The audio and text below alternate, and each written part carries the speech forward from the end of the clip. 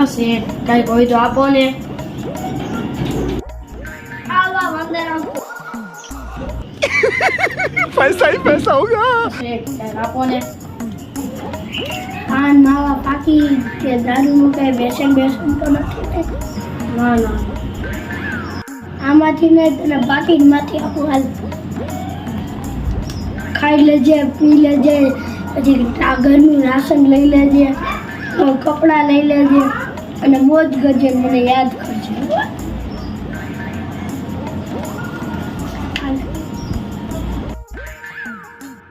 પકડો તો શેઠ.